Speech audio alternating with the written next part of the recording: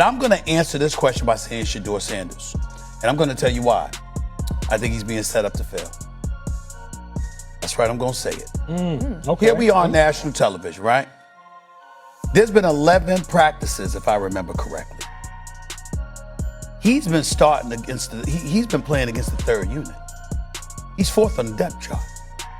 And then suddenly you throw him into the start lineup, and he hasn't had any reps with the first team at all. Stephen A. just slammed the panic button again.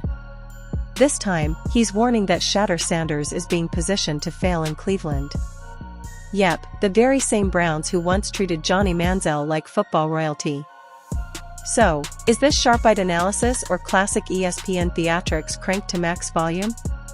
Is Shedeur stepping into a gridiron minefield, or is he ready to tear up the script and rewrite the whole story?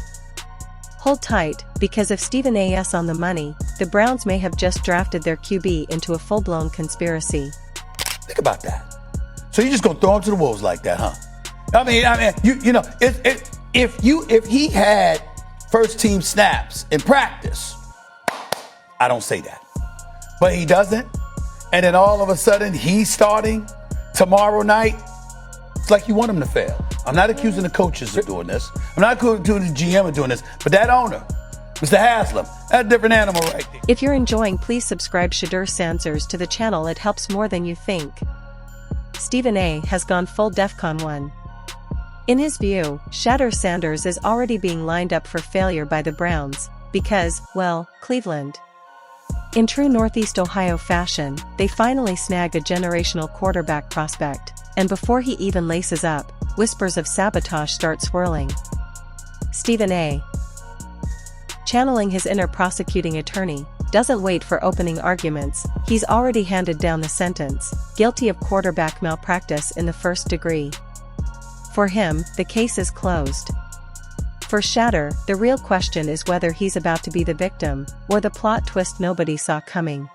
Check it out. Yesterday it was announced that Shedeur Sanders will be the starter versus the Carolina Panthers Friday night, but people have a theory that they're really setting him up to fail, and this all started when Louis Riddick said this a couple days ago. I'm afraid he's going to get on the field in preseason games without a lot of practice reps, and then they're going to ask him to perform these heroic tasks in order to prove that he's worthy of being a starter when he hasn't had enough reps to really get comfortable. That's the kind of battle he's dealing with right now. I know, I've seen it. Dom, you've seen it. We've been in these camps. We know how that goes. Yeah. You don't get enough reps. They play the whole half of a game, and then all of a sudden coaches are going, why are you making that mistake? Why aren't you making that check? Why are you doing that technique? Well, damn, coach, I never was in there in practice. Cue the dramatic strings, slow-mo clips of Browns quarterbacks getting demolished, and flashbacks of Johnny Manziel oozing fake swagger before launching interceptions like party favors.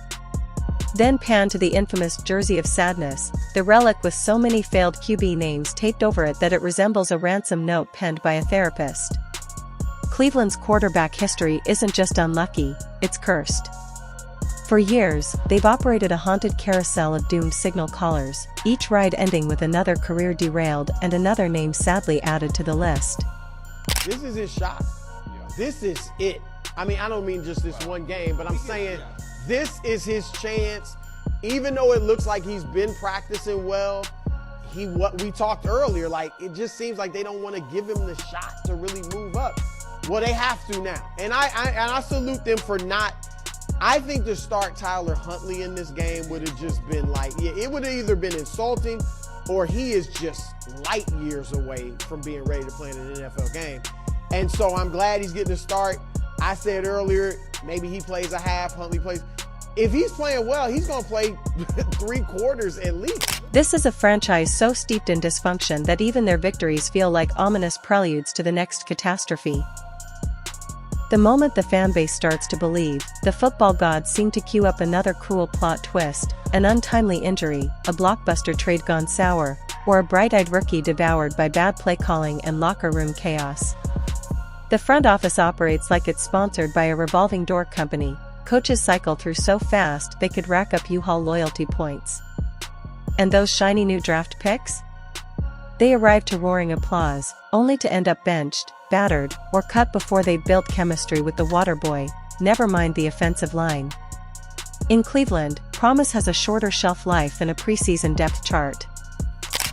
I know the man that Shedeur Sanders is. I know the man that Deion Sanders is. I have a great relationship with them. This is not about Shedeur's talent because, as I've stated before, he should have been a first-round pick. That's what his tape said, regardless of the name on the back of his jersey. But the reality of the situation is they are setting him up to fail. Now enter Shedeur, full of promise, poise, and potential, and the first thing we hear isn't excitement. It's suspicion. Not about his talent, but about whether the Browns are even capable of building something stable around him. Because when it comes to Cleveland's quarterback legacy, history doesn't whisper warnings, it screams them on jumbo screens.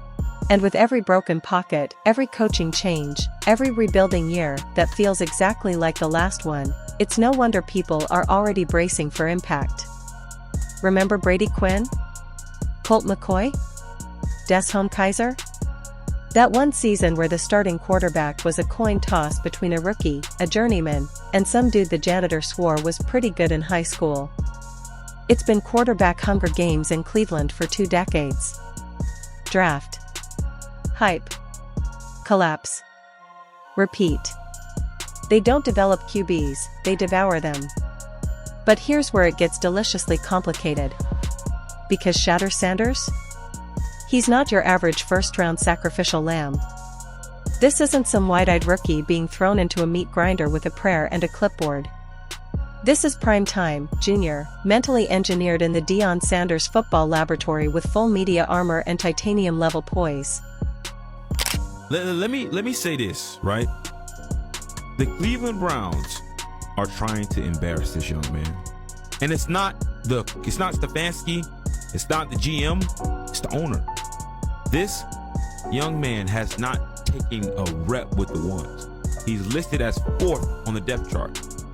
But now all of a sudden, in a prime time game on Friday, preseason game, all eyes are going to be on the Cleveland Browns.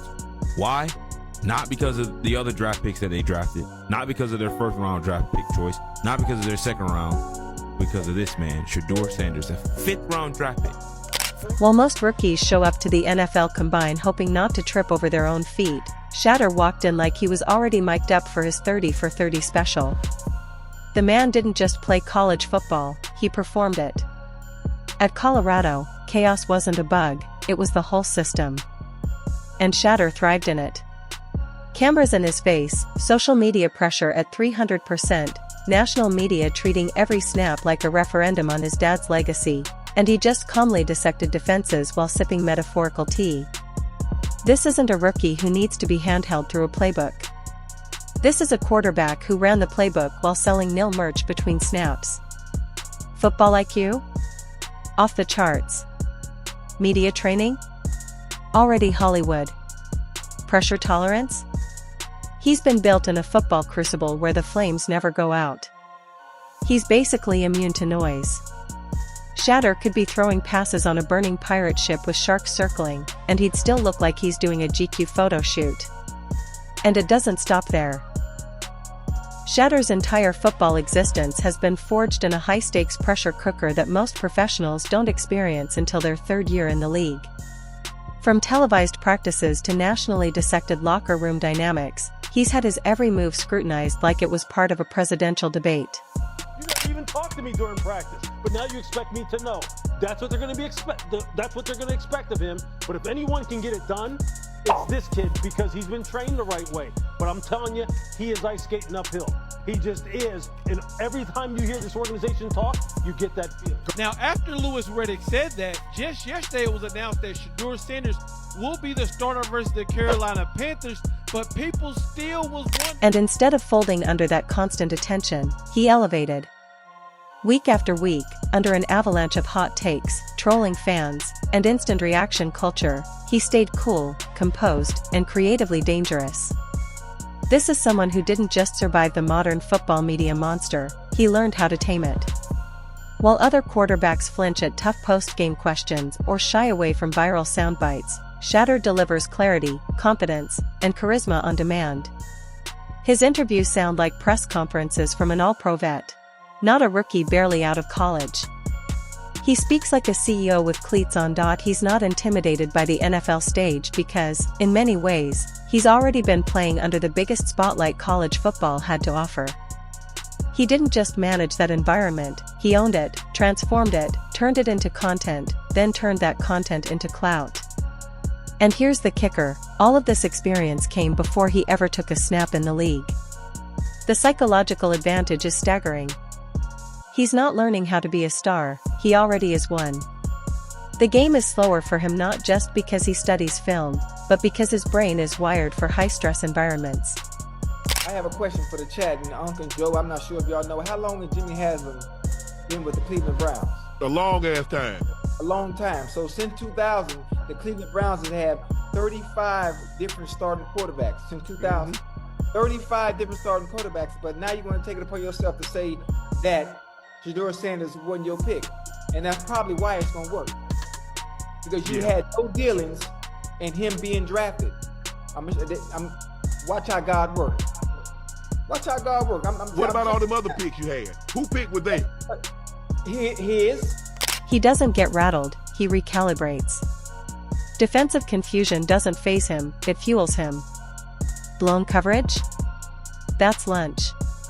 Blitz packages? Dessert. So when people say he's being set up to fail, they're talking about a system that might collapse under its own incompetence.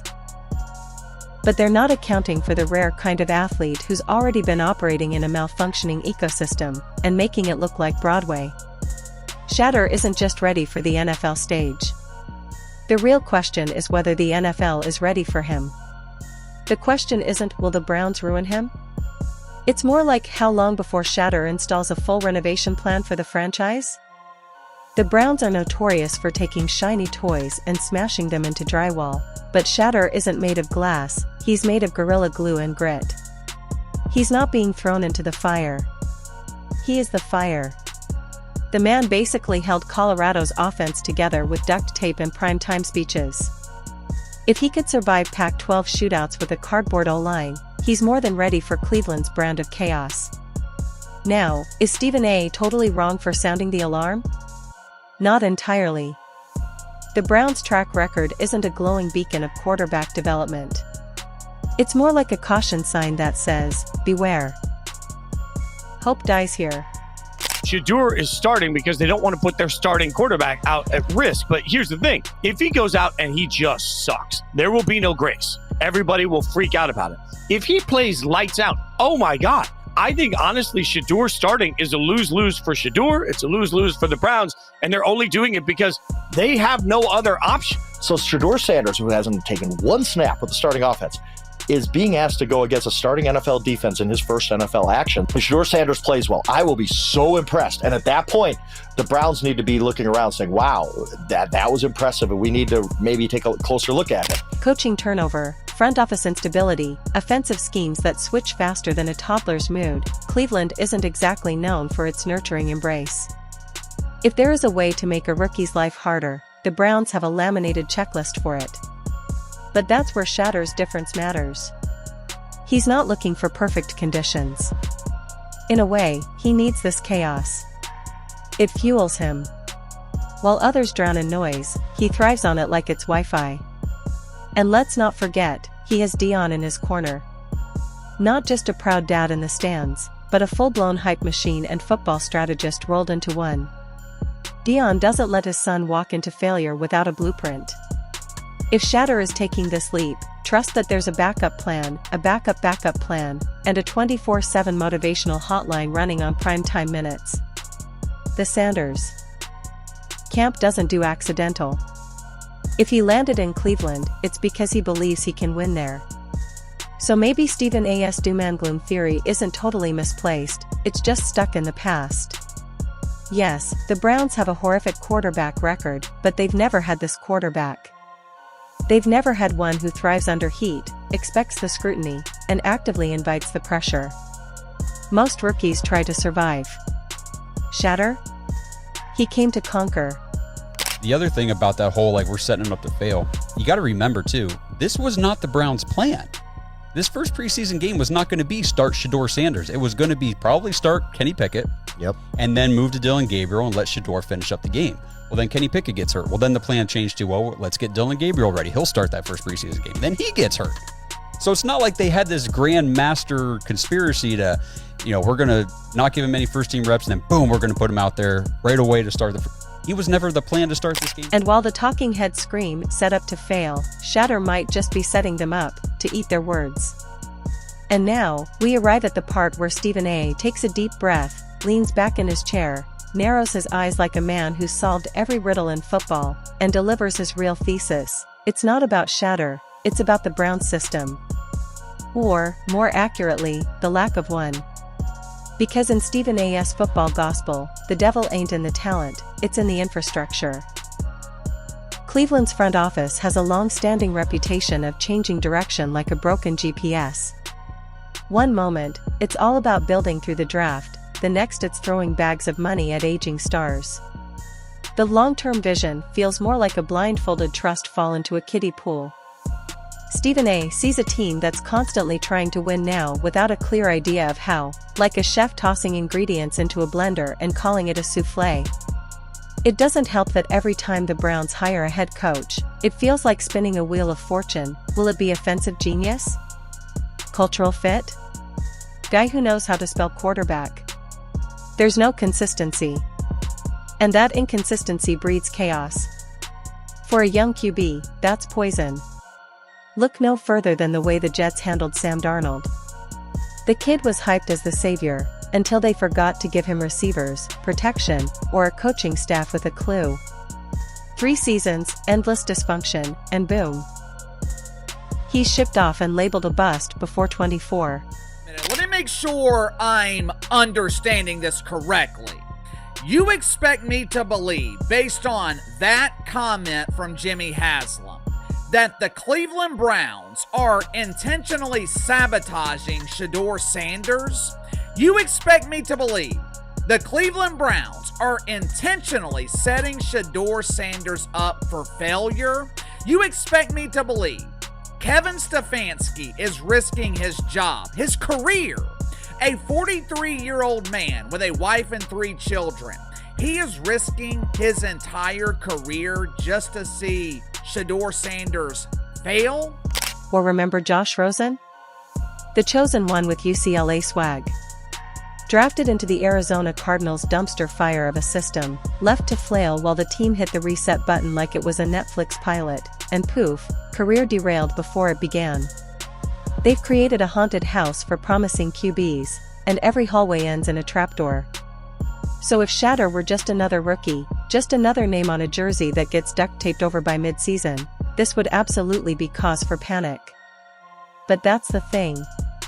Shedeur isn't just another rookie. This kid comes with an entire force field of advantages that most young quarterbacks can't even dream of. And it starts with one name, Deion Sanders. Shedeur's dad isn't just a Hall of Famer, he's a walking media empire, a hype man, a mentor, and a strategist all rolled into one. While most rookies are getting prepped for media day by assistant PR staffers, Shedeur's been media trained since the womb. Cameras, critics, chaos? That's Tuesday for him.